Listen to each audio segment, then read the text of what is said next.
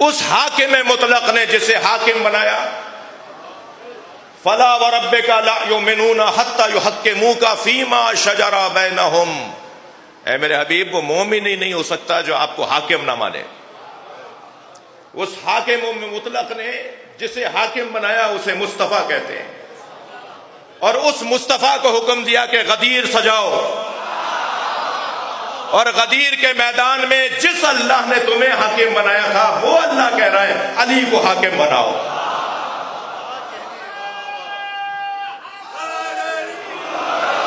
لہذا میدان غدیر میں آواز آئی من کنت مولا۔ میں ابھی ایک ہفتے پہلے اسی دن لکھنؤ میں مجلس پڑھ رہا تھا،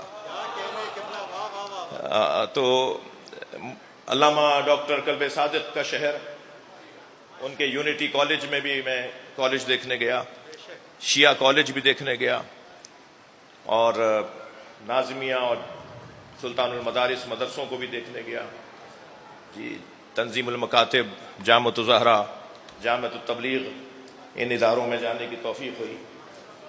آیت اللہ حمید الحسن صاحب اور آیت اللہ شمیم الحسن صاحب قبلہ کے پاس بیٹھ کر تلمذ حاصل کیا۔ قلب صادق صاحب کا یہاں بڑا اچھا جملہ ہے، وہ فرماتے ہیں من کنت مولا، میں جس کا مولا ہوں۔ ترجمہ ٹھیک نہیں ہے، ترجمے دوبارہ کرنے کی ضرورت ہے۔ ہو گئے تھے بزرگوں نے اس وقت میں جو ان کے ذہن مبارک میں تھا وہ بھی صحیح تھے، مگر زبان بدل رہی ہے، باتیں سمجھ میں آ رہی ہیں، شعور بڑھتا جا رہا ہے، تو پھر ترجمے بھی بہتر ہونے چاہیے۔ مثلا مولا علی نے فرمایا سلونی سلونی قبل ان تفقدونی، ترجمہ کیا ہوتا ہے؟ پوچھو پوچھو اس سے پہلے کہ میں دنیا سے چلا جاؤں۔ بہت اچھا ترجمہ نہیں ہے، اس کو بہتر کریں گے ترجمے کو۔ سلونی سلونی قبل ان تفقدونی، پوچھو پوچھو اس سے پہلے کہ میں دنیا سے چلا جاؤں، نہیں، پوچھو پوچھو اس سے پہلے کہ تم مر جاؤ۔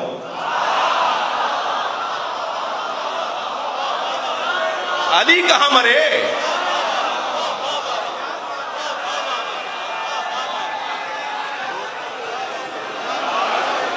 مولا علی سے زیادہ تو زندہ وجود کوئی نہیں ہے۔ جہالت کی موت مر جاؤ۔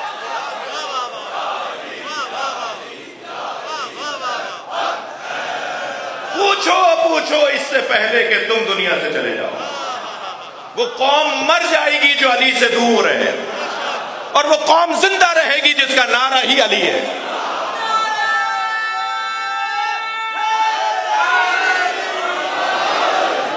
ایسے ہی اس مولا کے فرمان کا ترجمہ من کنت مولا، میں جس کا مولا ہوں، ترجمہ کرتے ہیں نا ہم ہی کرتے ہیں، ہم ہی ذاکرین کرتے ہیں، ہم ہی خطبہ ترجمہ کرتے ہیں، میں جس کا مولا ہوں علی اس کا مولا ہے۔ من کنت مولا فہذا علی المولا۔ سنی شیعہ نے لکھا ہے نا بھائی، سوشل میڈیا نے بہت ساری خرابیاں پھیلائی ہیں، مگر ایک خدمت بڑی کی ہے، لوگوں کو علی کے دروازے پر لے آیا۔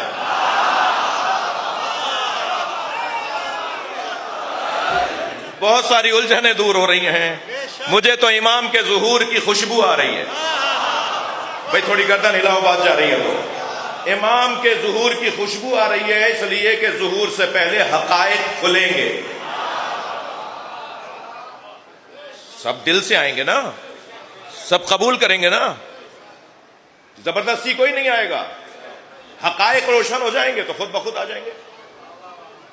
اور حقائق کا روشن کرنے کا ایک ہدف اس مجلس کا ہے، یہ مجلس حقائق کھولنے کی جگہ ہے، اور جس پر حقائق کھل جاتے ہیں اس کے طریقے بدل جاتے ہیں۔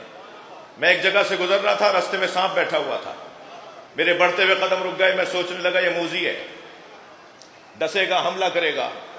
کھڑا سوچ رہا تھا کہ دور کھڑے لوگوں نے مجھے دیکھا اور تبصرے شروع کیے، وہ دیکھو مولانا کو بڑی شجاعت کی باتیں کرتے ہیں، بڑی بڑی باتیں کرتے ہیں، سانپ سے ڈر رہے ہیں۔ اب میں سوچنے لگا ان کے چڑھانے میں آؤں یا عقل مندی کا ثبوت دوں۔ ہاں بہت سارے لوگ چڑھا کے غائب بھی ہو جاتے ہیں، صرف کوفہ حضرت مسلم کے لیے نہیں بنا تھا، آج بھی کوفہ ہے جی۔ تو میں یہ سوچنے لگا کیا کروں، ان کو بولنے دو۔ ابھی میں کھڑا سوچ رہا تھا کہ یہ چھوٹا سا بچہ میرے سامنے آ کے کھڑا ہوا اور کہنے لگا مولانا یہ پلاسٹک کا ہے۔ جب مجھے پتا چلا کہ یہ سانپ پلاسٹک کا ہے تو میں نے اسی پر پیر رکھا، اسے کچلتا ہوا چلا گیا۔ معلوم یہ ہوئے کہ جب حقائق روشن ہو جاتے ہیں تو اقدامات بھی تبدیل ہو جاتے ہیں۔ بھائی جملہ سنیں گے. جب حقائق روشن ہو جاتے ہیں تو اقدامات بھی تبدیل ہو جاتے ہیں. ساری دنیا جس یزید سے ڈر رہی تھی حسین اسے خوب جانتے تھے. یہ ڈرنے والے لوگ ہی نہیں ہیں.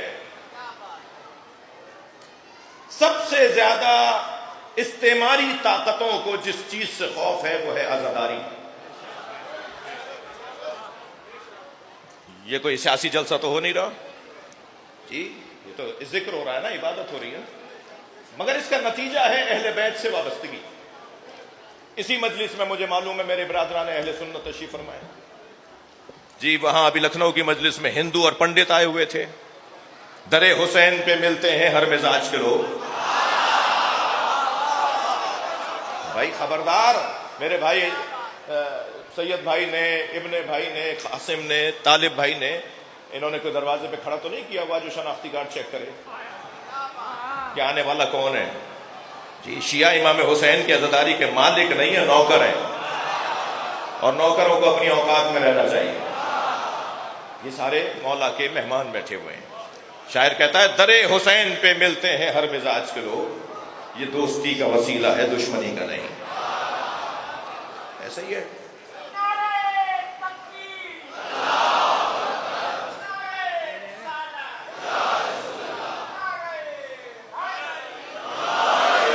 دیکھیے ہمارے ساتھ اس وقت آسمان بھی نعرہ لگا رہا ہے. بارش ہو رہی ہے ماشاءاللہ.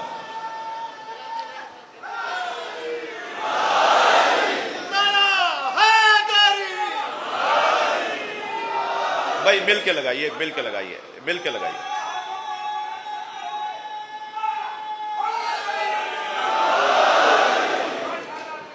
من کنت مولا فہذا علی مولا.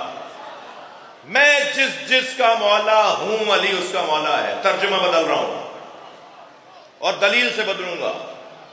کنت کنزن مخفیہ, یہ حدیث قدسی ہے, میں چھپا ہوا خزانہ تھا.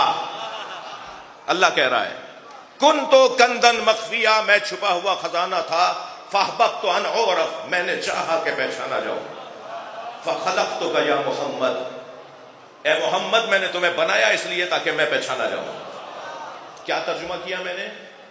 کنت کنزن مخفیہ, میں چھپا ہوا خزانہ تھا.